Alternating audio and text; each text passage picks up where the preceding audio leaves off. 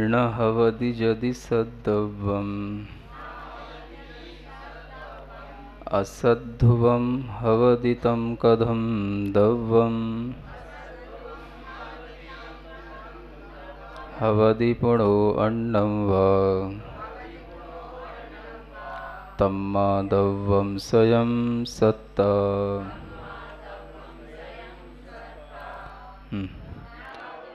यदि सद्द्रव्यम् असद्ध्रुवम्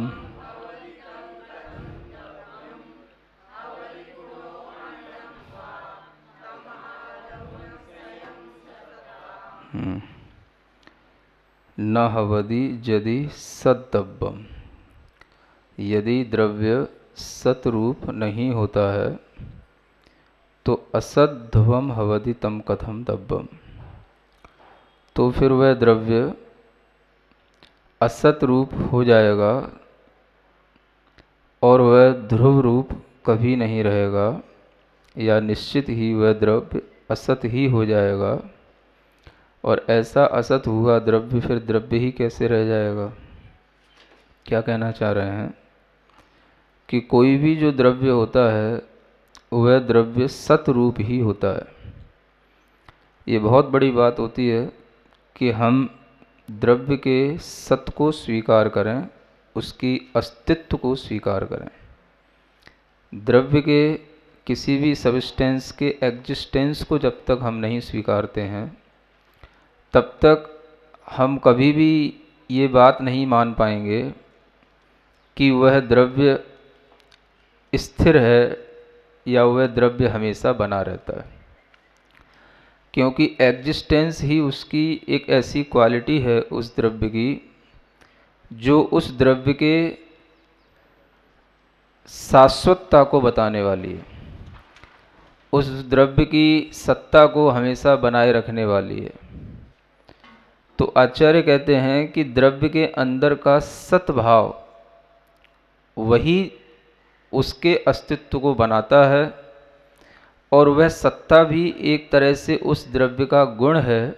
जैसे हम अन्य अनेक गुणों की कल्पना करते हैं या अन्य अनेक गुणों की व्याख्या सुनते हैं, वैसे ही सतरूप होना, अस्थि होना, ये हर द्रव्य का एक अपना स्वभाव है, उसका अपना ऑन नेचर है। तो जो अस्तित्व है उस अस्तित्व को उस स्वभाव के रूप में हम स्वीकार करें, क्योंकि कोई भी पदार्थ है अगर उसमें सतपना हमें दिखाई देगा तो ही हम उस पदार्थ के साथ में कुछ भी लेन देन कर पाएंगे। अगर उस पदार्थ में सतरूप एग्जिस्टेंस रूप उसमें क्वालिटी नहीं होगी तो हम उसके साथ कुछ भी लेन देन, कोई भी व्यवहार नहीं कर पाएंगे। ये हमें देखने में आता है कि हम अपने सारे व्यवहार इसी भाव से करते हैं, लेकिन फिर भी हम उस द्रव्य के अंदर के इस गुण को स्वीकार नहीं कर पाते हैं, उसके अस्तित्व को या सत्ता को मान नहीं पाते हैं। तो यहाँ वही चीज़ को कहा जा रहा है कि अगर हम ये मान लें कि द्रव्य स्वरूप से माने अपने नेचर से सतरूप नहीं है तो फिर वह असत हो जाएगा। असत माने जिसका कोई एग्जिस्टेंस नहीं है, वह फिर द्रव्य ही कैसे कहलाएगा। यानी द्रव्य में सत होना ये उसका अपना नेचर है, और जो नेचर होता है उसमें कोई आर्ग्यूमेंट नहीं होता है। आर्ग्यूमेंट कहाँ तक चलता है? जो चीज़ें नेचुरल नहीं हैं, जो नेचुरल प्रोसेस से चल रही हैं, उनमें कोई आर्ग्यूमेंट नहीं होता है। इसी बात को जैन आचार्यों ने कहा स्वभावो अतर्क गोचरः। जो स्वभाव है किसी चीज़ का, अगर हमने स्वभाव बना दिया, वो चीज़ स्वभाव है, उसका अपना भाव है। क्योंकि कोई भी पदार्थ होगा तो उसका अपना भाव तो होगा ही, बिना भाव के कोई पदार्थ बनता ही नहीं। तो वह स्वभाव ही जो है उसका ये बताता है कि ये स्वभाव है, इसका मतलब है ये नेचर है उसका। और जो नेचर है वो कभी भी उसका चेंज नहीं हो सकता, उसका कभी भी डिस्ट्रक्शन नहीं हो सकता, और उसका कोई भी कंस्ट्रक्शन भी नहीं हो सकता। तो नेचर को जानने पर हम उस द्रव्य को सत रूप समझ सकते हैं कि सत आखिर क्या चीज़ है। तो जो उस द्रव्य का अस्तित्व बना रहता है वह अस्तित्व भाव ही उसका सत्भाव है और वह उसका स्वभाव है, उसका अपना नेचर है। तो इसको जानकर के ही हम ये जान सकते हैं कि हर द्रव्य जो है तो वो अपने स्वभाव से है, उसको किसी ने किया नहीं है। अस्ति स्वभाव इसी को बोलते हैं। अस्ति का मतलब हर द्रव्य अपने अंदर एक अस्ति माने है, अपने एग्जिस्टेंस नेचर को रखने वाला है। तो ये जो उसका अस्ति स्वभाव है यही उस द्रव्य को बनाए रखता है। अगर अस्ति स्वभाव नहीं मानेंगे तो वह द्रव्य ही नहीं रहेगा, और जब द्रव्य ही नहीं होगा तो फिर हम लेन देन व्यवहार किससे करेंगे? कुछ ऐसे भी लोग हैं दुनिया में जो द्रव्य को नहीं मानते हैं, समझ आ रहा है? बस जो कुछ भी है वह पर्याय की तरह ही सब कुछ है और सब क्षणभंगुर है। ऐसे भी एक मत है, बहुत बड़ा मत फैला हुआ है दुनिया में, जो द्रव्य को मानता नहीं है, द्रव्य को सत्य मानता ही नहीं है कि द्रव्य सत्य होता है। वो तो कहता है जो कुछ भी है सब असत होता है। सुन रहे हो? यहाँ किसी चीज पर जोर डाला जा रहा है तो आप समझो कि इसके पीछे बहुत बड़ी थिंकिंग रहती है, और ये फिलॉसफी अगर अपने थिंकिंग में रहेगी तो ही हम जो है दूसरी फिलॉसफी से अपने आप को या तो सही ढंग से बचा पाएंगे या सही ढंग से उसको समझ करके उसे हम गलत समझ पाएंगे। क्योंकि जो लॉजिक है वो यही कहता है कि अगर कोई चीज है तो उसमें सत स्वभाव तो होना ही चाहिए। एग्जिस्टेंस हमें किसी चीज का दिखाई दे रहा है, हम उसको नकारें कि नहीं ये नहीं है। एक धर्म ही ऐसा पूरा संप्रदाय जो हर चीज को नकारता है।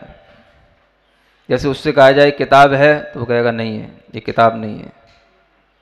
समझ आ रहा ना? तो वो यूं नहीं कहेगा कि ये किताब है, तो वो क्या कहेगा? ये कपड़ा नहीं है, ये पिच्छी नहीं है, ये लोहा नहीं है, ये चटाई नहीं है। यूं नहीं कहेगा ये क्या है। समझ आ रहा ना? हाँ, ये एक धर्म ही है एक। और एक धर्म उसके हमेशा असत स्वभाव को ही बताएगा, ये नहीं है, ये नहीं है, ये नहीं है। हर चीज में नकारता, हर चीज में असत भाव वो फैलाता है। इसलिए यहाँ जो कहा जा रहा है आपसे बार बार, तो वो आपकी धारणा में इसलिए कि जो चीज हमारे द्रव्य के रूप में हम स्वीकार कर रहे हैं तो उसे हमें सत रूप में ही स्वीकार करना होगा। अगर हम उसको सत नहीं मानेंगे तो हमारा कोई भी व्यवहार क्या बनेगा? आज आपसे किसी ने कोई चीज उधार ले ली और उनका कहना है कि हर समय पर हर क्षण पर नया द्रव्य बन जाता है। कल वो आपके पास फिर ग्राहक आया, आपने कहा कि भाई कल उधार ले गया था, आज लौटा दे। कल तू कह रहा था पैसा नहीं है, आज तो है, तू दे दे। तो वो कहेगा कल का मतलब? कल कौन आया था तुम्हारे पास? बोले तू ही तो आया था। बोले मैं तो वो हो ही नहीं सकता, मेरा तो द्रव्य बदल गया।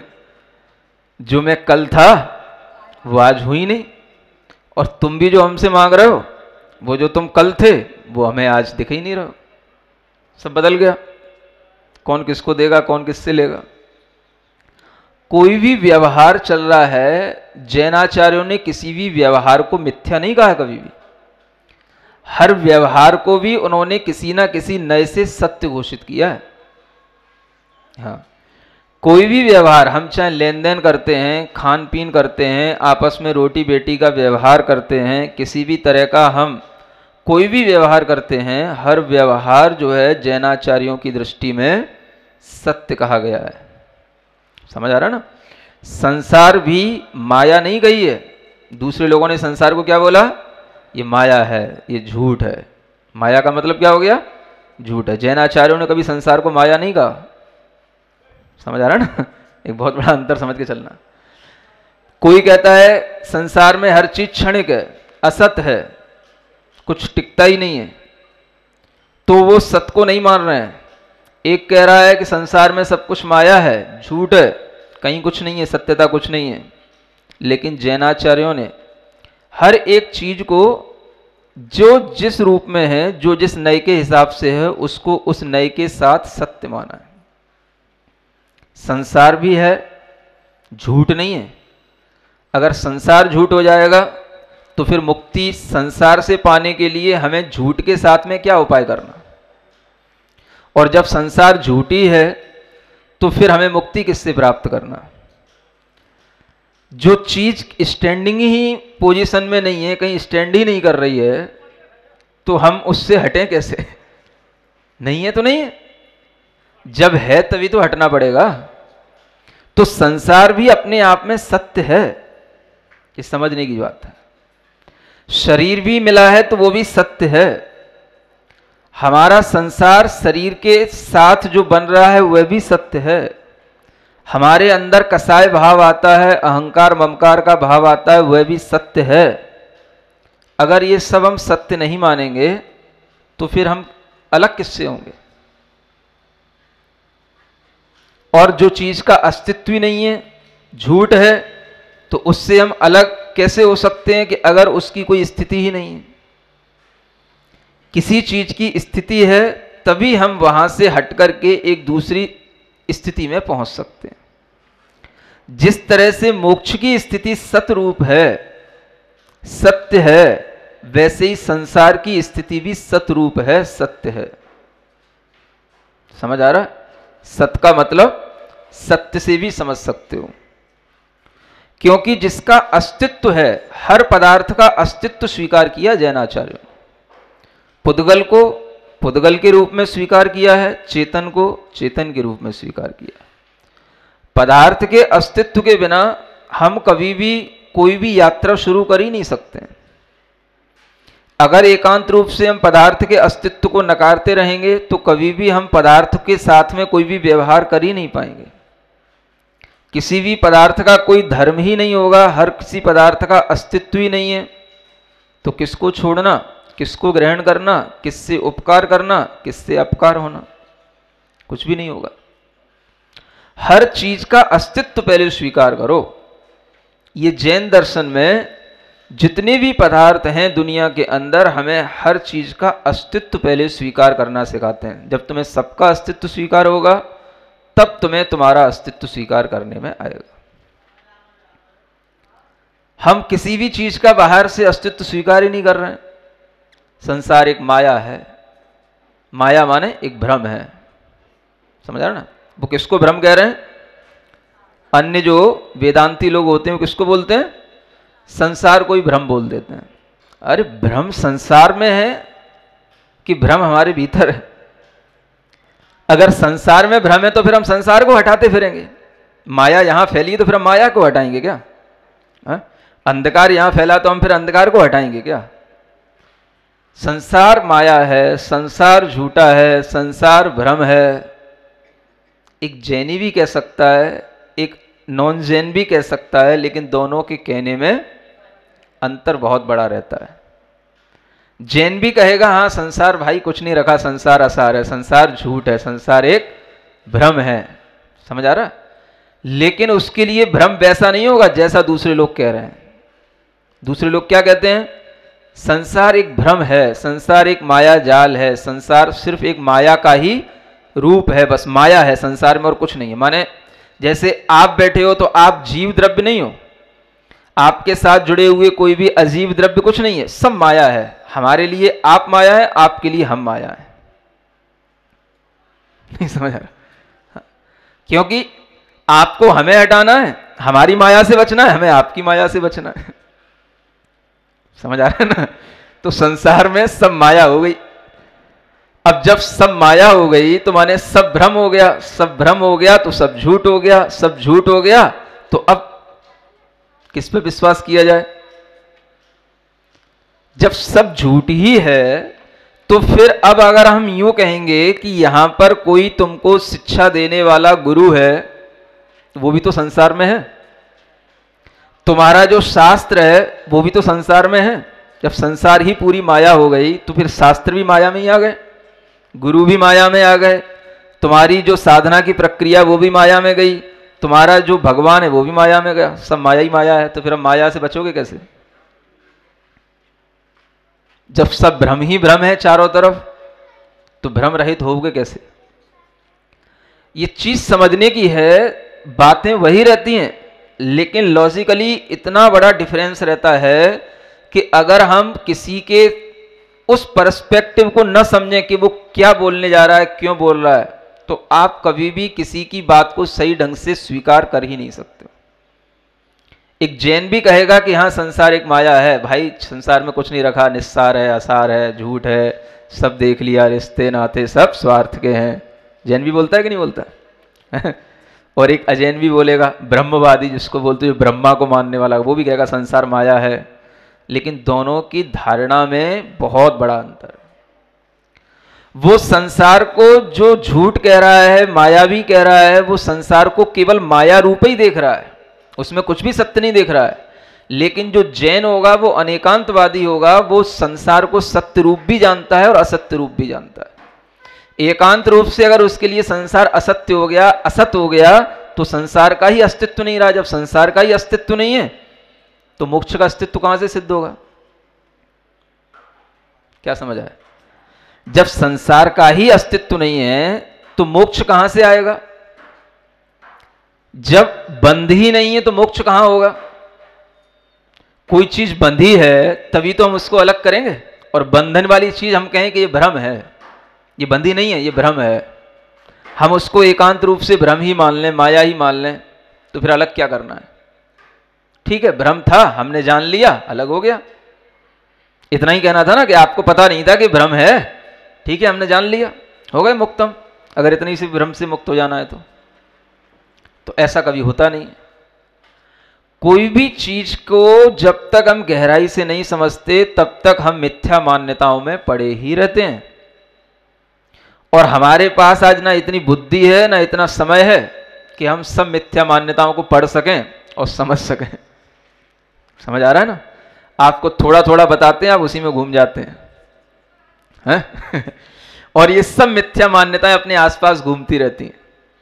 हर कोई आपसे कहेगा, अगर कोई अजैन भी आपसे कहे देखो भाई संसार तो माया है, सब स्वार्थ का है, कुछ भी सत्य नहीं है, तो आप भी एकदम कहोगे हाँ बात तो बिल्कुल सही है, हमारे महाराज भी यही समझाते हैं। समझ आ रहा है ना? लेकिन दोनों की माया में बहुत बड़ा अंतर है, ये किसी को नहीं मालूम होगा। एक जो माया कह रहा है वो माया ही कह रहा है, माने माया उसका स्वरूप मान के रखा है। इसका स्वरूप क्या है? माया है। माने यहां पर कुछ भी सत्य है ही नहीं, एग्जिस्टेंस किसी चीज का है ही नहीं, सब कुछ माया है, सब भ्रम ही भ्रम है। तो ऐसा मानेंगे तब तो फिर संसार में कुछ भी जो हम देख रहे हैं वो भी सत्य नहीं हुआ, जो हमारे लिए कुछ भी भोग उपभोग की सामग्री वो भी सत्य नहीं, कोई भी संबंध हमारा सत्य नहीं। तो फिर हम किसी भी तरीके से अपने आप को उस सत्य के रूप में कैसे स्वीकार करेंगे? जब संसार में कुछ भी सत्य नहीं, तो हम भी कहां सत्य हो गए? क्योंकि हम भी तो उसी संसार में ही है ना। जब सब माया है तो हम भी तो उसी माया में ही हो गए, तो हम भी माया ही हो गए। अब कौन किसकी माया को छोड़े? क्या समझ आता? समझ आ रहा है? इसलिए जैनाचार्यों की भाषा समझना अनेकांत दर्शन के माध्यम से ही संभव है। वो अगर माया भी कहेंगे तो उनके लिए सही होगा, क्योंकि माया का मतलब यह है कि जैसे हमें माया में कुछ दिखाई नहीं देता छल कपट के कारण से, जब व्यक्ति के अंदर का सत्य हमें दिखाई नहीं देता, ऐसे ही लोगों के छल कपट में हमें उनका भीतर का सत्य दिखाई नहीं देता, इसलिए वो माया है। जब कोई आपको ठग लेता है, आपको धोखा दे देता है, उस समय आपके लिए ये जरूर भाव आता है भाई संसार ऐसा ही है। सब संसार में ऐसे ही लोग देख लिए मैंने, दुनिया के हर एक चेहरे को देख चुका हूँ, सब जानता हूँ। हर आदमी से पूछो यही बोलेगा, ये बाल ऐसे ही पक नहीं गए, ये बाल धूप में नहीं पक गए हैं। क्या बोलता है आदमी? समझ आ रहा है? मतलब सब दुनिया देखी है, सब मालूम है कौन चिड़िया किस दिशा में उड़ रही है। समझ आ रहा है ना? तो ये तब होता है जब आदमी के दिमाग में किसी ने ये बिठाल दिया हो, या उसके दिमाग में ये आ गया हो कि भाई दुनिया में सब कोई धोखा ही देने वाले हैं, सब कोई छल कपट करने वाले हैं, किसी से अपना कोई भी जो है विश्वास नहीं किया जा सकता। तब वो आदमी इस तरह की अपनी धारणा बना लेता है। हा? लेकिन उसकी धारणा बनाने के बाद भी आखिर सत तो सत ही रहता है ना। जो जीव है वो तो जीव ही रहेगा, जो अजीब है वो तो अजीब ही रहेगा। उसको तो हम सब कुछ माया के अंधकार में नहीं डाल सकते, और अगर उस सबको हम एक माया के अंधकार में पटक देंगे तो सभी जीव उसमें भी आ गए, वो सब जीव ही माया हो गए। तो वो जीव उसमें से कैसे निकलेंगे माया में से, और हम भी तो उसी माया में हैं, तो फिर हम उसमें से कैसे निकलेंगे। तो संसार एक माया है, ऐसा कहना भी एक बहुत बड़ा माया है। समझ आ रहा है ना। हाँ। अगर हम सत्य नहीं मानेंगे, एग्जिस्टेंस किसी भी सब्सटेंस का जब तक हम स्वीकार नहीं करेंगे, तब तक हम कभी भी संसार के भी सही स्वरूप को समझ नहीं पाएंगे। इसलिए आचार्य कहते हैं संसार को भी समझो, मोक्ष जाने की जल्दी मत करो। समझ आ रहा है। हाँ, संसार समझो पहले। अभी तक हमने संसार को भी यथार्थ नहीं समझा है।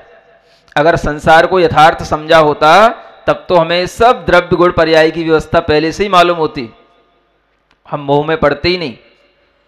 संसार को यथार्थ समझने से ही पहले सम्यक दर्शन होता है। क्या सुन रहे हो?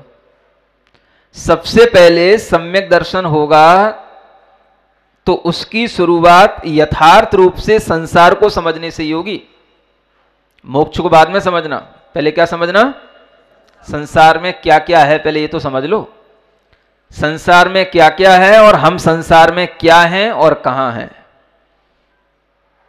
इसीलिए आचार्य कहते हैं त्रैकाल्यम द्रव्य सटकम नवपद सहितम जीव सटकाए लेस्या।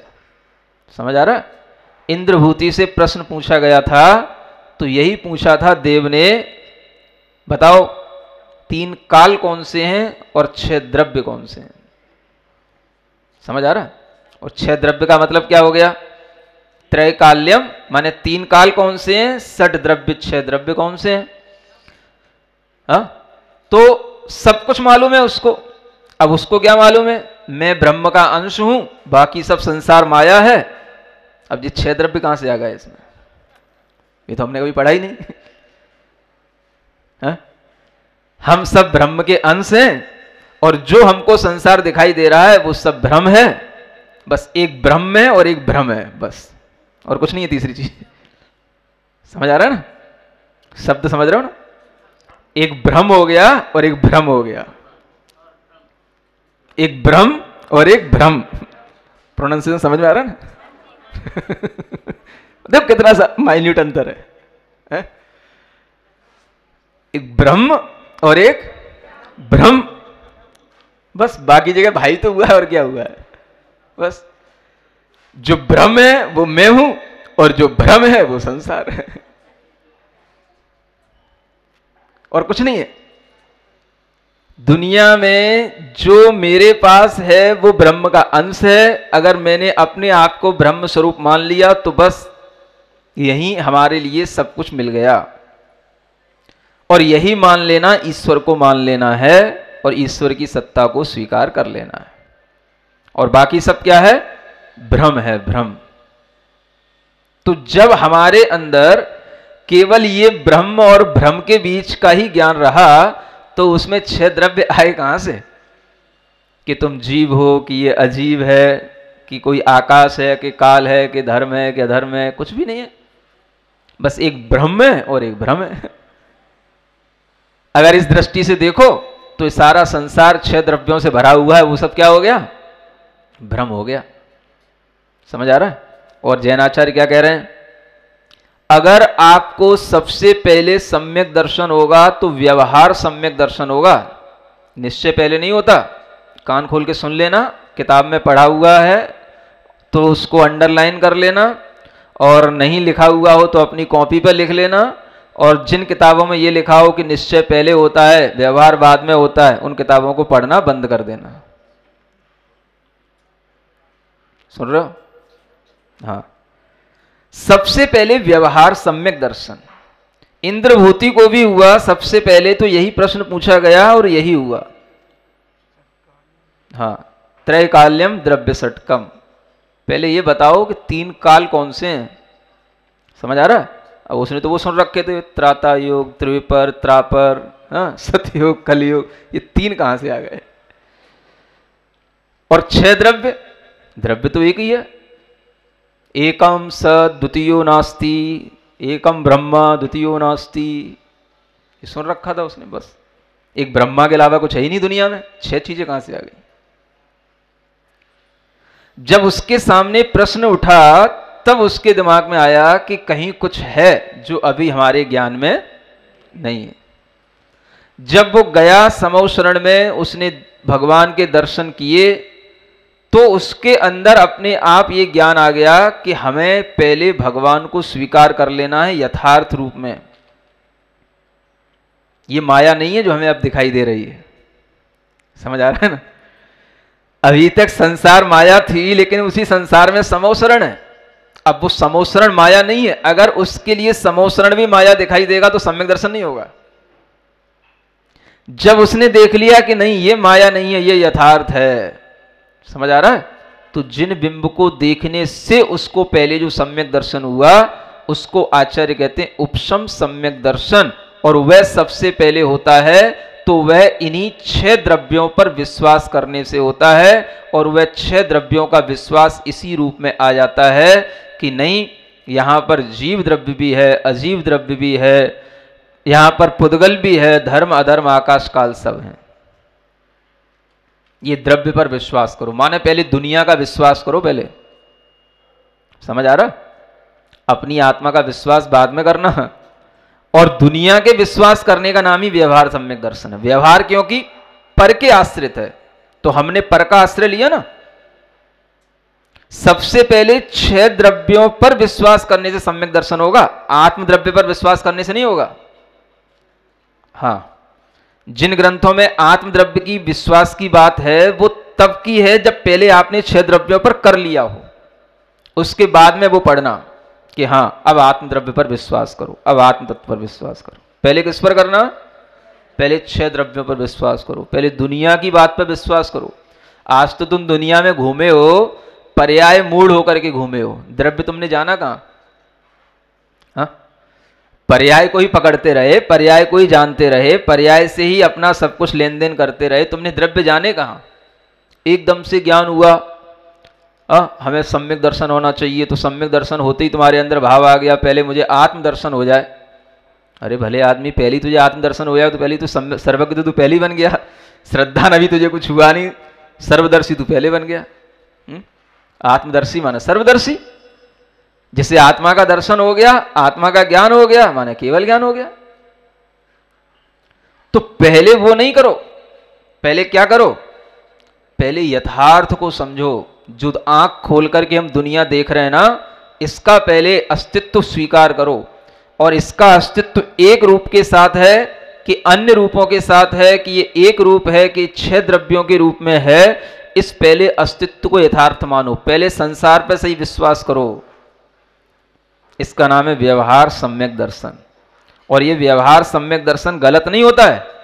जो हमें उपशम सम्यक दर्शन 6 द्रव्यों के श्रद्धांत से प्राप्त होगा, इसी का नाम व्यवहार सम्यक दर्शन कहा जाता है। क्योंकि व्यवहार क्यों है? क्योंकि वो पर के आश्रित है। पर माने क्या? संसार पर है। 6 द्रव्य हमारा स्वभाव थोड़ी ना है। पुद्गल द्रव्य को पुद्गल द्रव्य मानना, धर्म द्रव्य को धर्म मानना, आकाश को आकाश मानना, काल को काल मानना, हम पर द्रव्य को मान रहे हैं ना।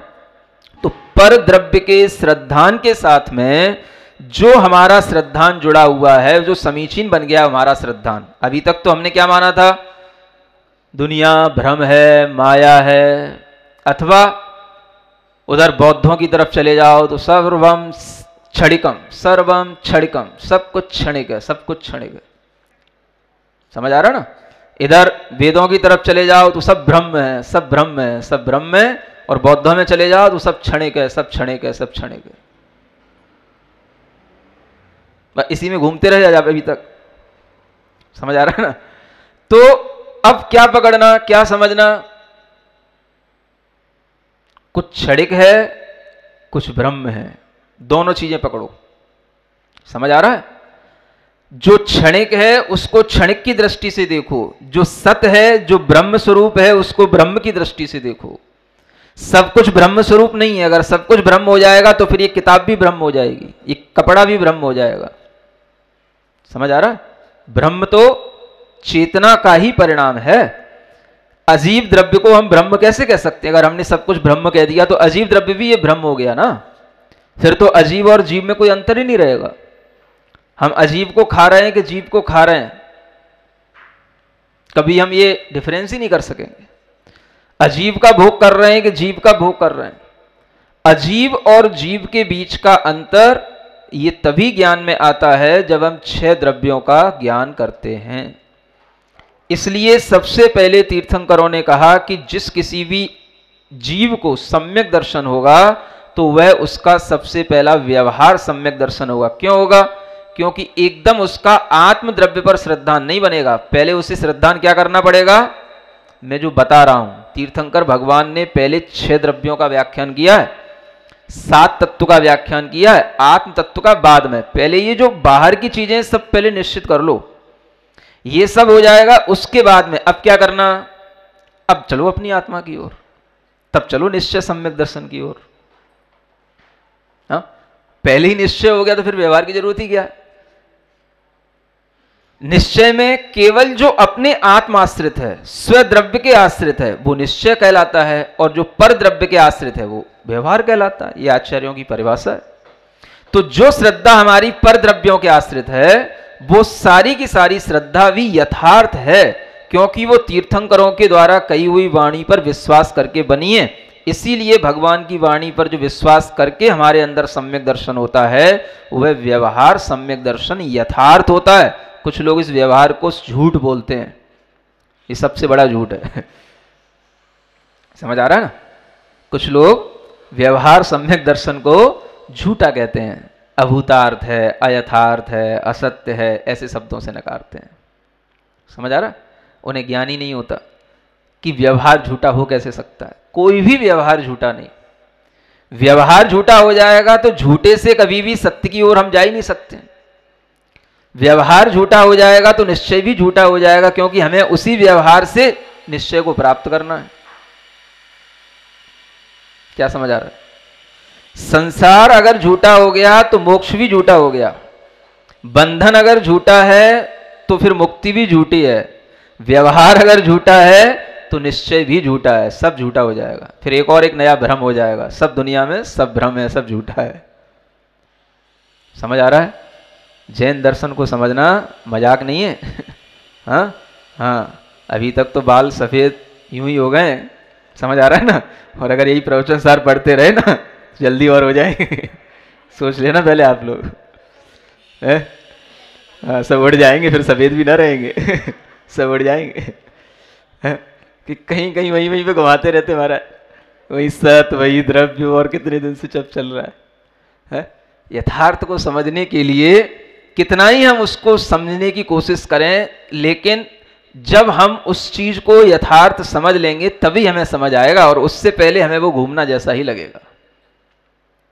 तो ये ध्यान में रखो, ये 6 द्रव्यों के अस्तित्व को स्वीकार करना, संसार के द्रव्यों का अस्तित्व स्वीकार करना, ये हमारे सम्यक दर्शन का कारण है। तभी जिनवाणी को पढ़ने सम्यक दर्शन होगा।